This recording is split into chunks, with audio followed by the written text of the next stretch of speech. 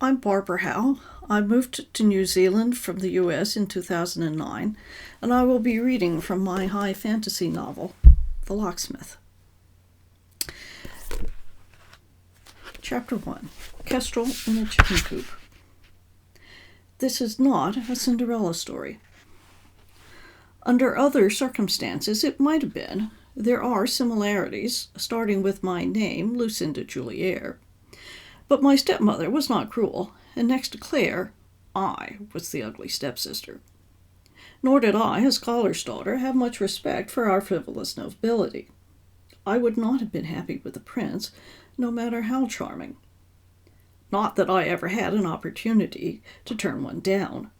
I was brooding over my lack of prospects, marital or otherwise, and our dwindling cash that day in early April when I walked into Father's study and found Mother Janet eyeing the shelves.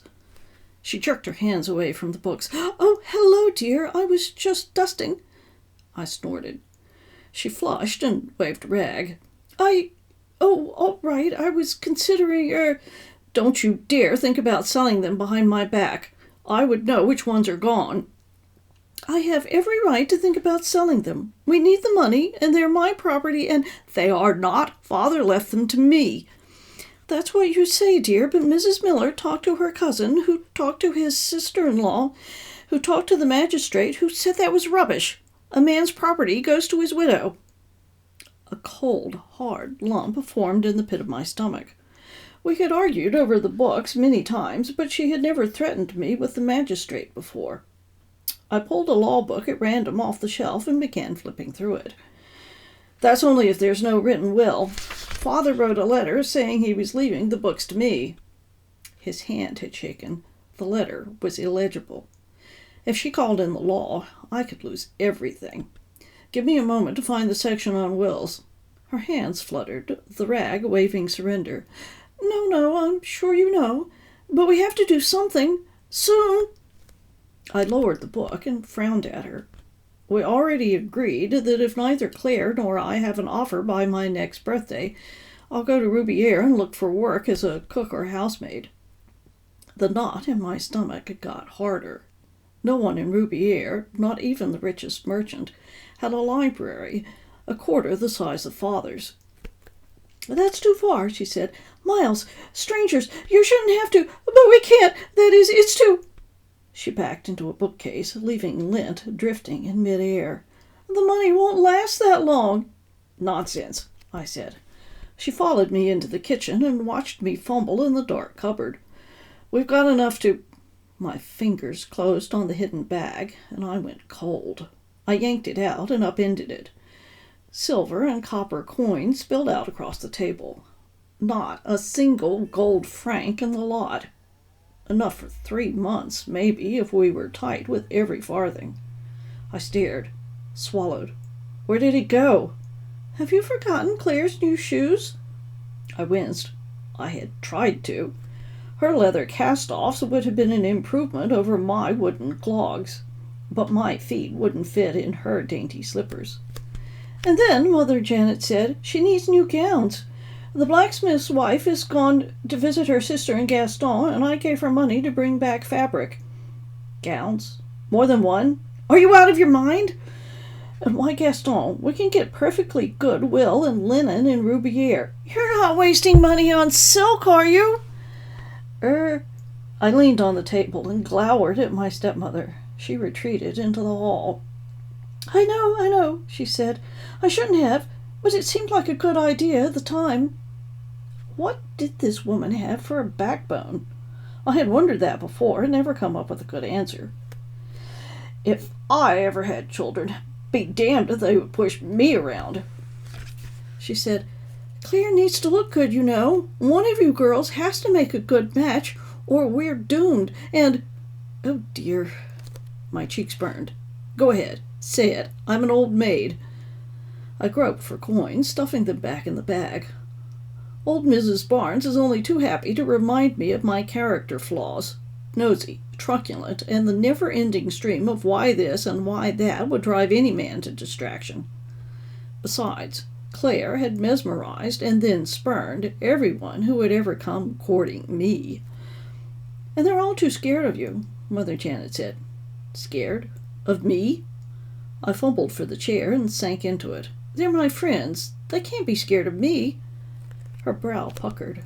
Well, what do you expect when you act like a fire witch? She held up a hand to forestall my protest. I know you aren't one. It's a shame. But why can't you let someone else win an argument once in a while? I dropped in the last shilling and stared down at my hands. The flowers Claire had embroidered on my cuffs were being worn away. The dark red of the roses had long since faded to a dull pink. I picked at a loose thread. I don't mean to argue. It's just wrong to let somebody get away with spouting rubbish. She sighed and shook her head, and then started talking about the books again. Panic clawed at me, and I listened with only half an ear. Was it true that the young men in the Camptons were afraid of me? Mother Janet was, but she was afraid of her own shadow. I was fit and sturdy, but no match for a farm boy. They couldn't be afraid of me. It made no sense. She called from Father's study. I thought we would just sell a couple. You wouldn't miss just two, would you? Edward said these were the most valuable. I bolted across the hall, yelling, Not those! I snatched the 2 volumes out of her hands, dropped the one onto the desk, and opened the other. Shoved the end paper under her nose and tapped the words written there with my fingernail. This is mine. It says so right here. If you try to sell this, I'll charge you with theft. She fled back to the kitchen.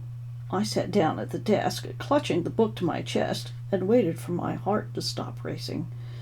Once I calmed down, I would have to apologize to Mother Janet.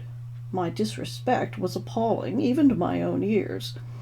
And she was right, too. These 2 books were the most valuable objects in the house, but they were indisputably mine, and I would never sell them. I lowered Fire Wizardry in the Ancient World to the desk and read the inscription.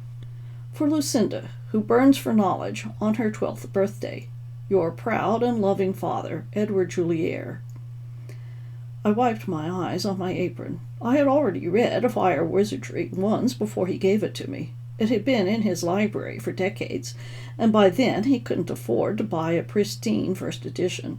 I had reread it several times. I closed the cover and admired the red leather, the gold leaf. That volume and its companion, 7th Century Flame Wars, were the only ones we had by the flame mage Jean Rossavi. I closed my eyes and dreamed about owning another of his works. Roman warlocks, that would be the one! Years ago, the pastor had accused Father of cruelty for teaching me to read.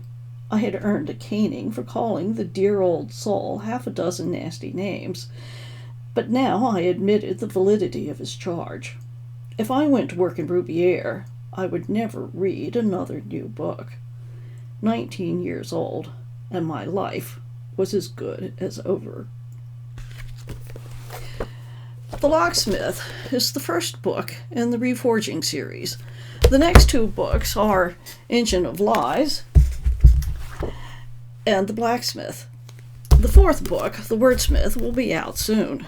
The books are available as ebooks from Amazon and Kobo, and as paperbacks from Amazon or Book Depository. You can find out more about the Reforging series from my website, barbarahowewriter.com. I hope you enjoyed this reading. Thank you for listening.